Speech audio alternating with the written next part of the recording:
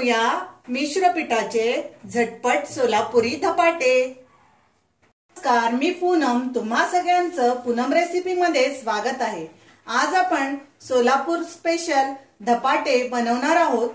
त्यासाठी आपण ज्वारीचं पीठ 1 वाटी घेतलेलं आहे, गव्हाचं पीठ अर्धा वाटी आणि बेसन आपण पाव वाटी घेतलेला आहे। लाल मिरची पावडर, हळदी पावडर, दही, कोथिंबीर, ओवा, तीळ, लसूण आणि मिरची मिक्सरला बारीक करून घेतलेली आहे, मीठ आणि साजूक तूप। इथे आपण परातीमध्ये सर्व पीठ एकत्र करून घेऊया। ज्वारीचं पीठ 1 वाटी ते आपण ओतून घेऊ। त्यामध्येच आपण गव्हाचं पीठ अर्धी वाटी तेही आपण काढून घेतलेलं आहे आणि बेसन पाव वाटी, त्यामध्येच आपण तीळ साधारण आपण 2 चमचे घेतलेले आहेत, तेही आपण टाकून देऊ। हिरवी मिरची आणि लसूण मिक्सरला बारीक केलेला आहे, ते 1 चमचा टाकूया। लाल मिरची पावडर अर्धा चमचा, हळदी पावडर पाव चमचा,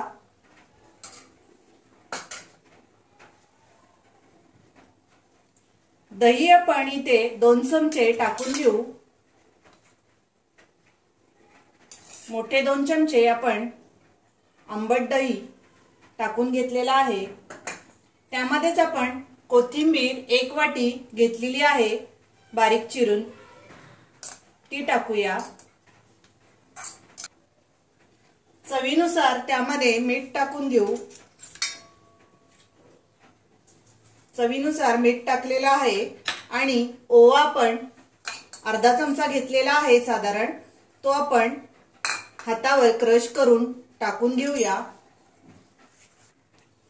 इथे आपण सर्व मिक्स करून घेऊया। आपण इथे धपाट्यांचं पीठ बघा थोडं थोडं पाणी हाताला घेऊन मळून घेतलेलं आहे। आता आपण लगेचच धपाटे करायला घेऊ। हे पीठ भिजत वगैरे ठेवायचं नाही, लगेच धपाटे करून घ्यायचे आहेत। इथे आपण तेल लावून गोळे करून घेतलेले आहेत, बघू शकता। छोटे छोटे आपण मीडियम आकाराचेच धपाटे करणार आहोत। आपण लाटून धपाटे करणार आहोत, तर इथे लाटायला पीठ घेतलेलं आहे गव्हाचं आणि छोटे छोटे धपाटे आपण लाटून घेऊ। इथे बघा मीडियम साईजचाच आपण धपाटा लाटून घेतलेला आहे। अशाच प्रकारे सर्व धपाटे आपण लाटून घेऊया। इथे आपण तवा गरम करायला ठेवलेला आहे, त्याला आपण तूप लावून घेतलेला आहे। आता आपण धपाटा त्यामध्ये शेकवण्यासाठी टाकून घेतलेला आहे।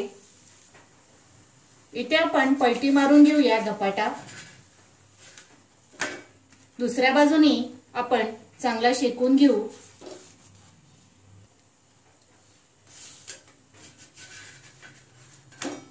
वरून आपण साजूक तूप धपाट्याला लावून घेऊ। इथे बघा दोन्ही बाजूने आपण तूप टाकून शेकून घेतलेला आहे।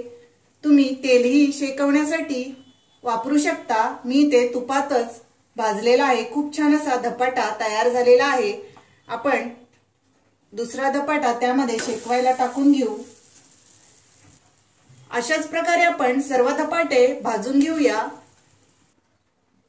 इथे आपण सोलापुरी धपाटे आपण बघा झटपट असे तयार करून घेतलेले आहेत।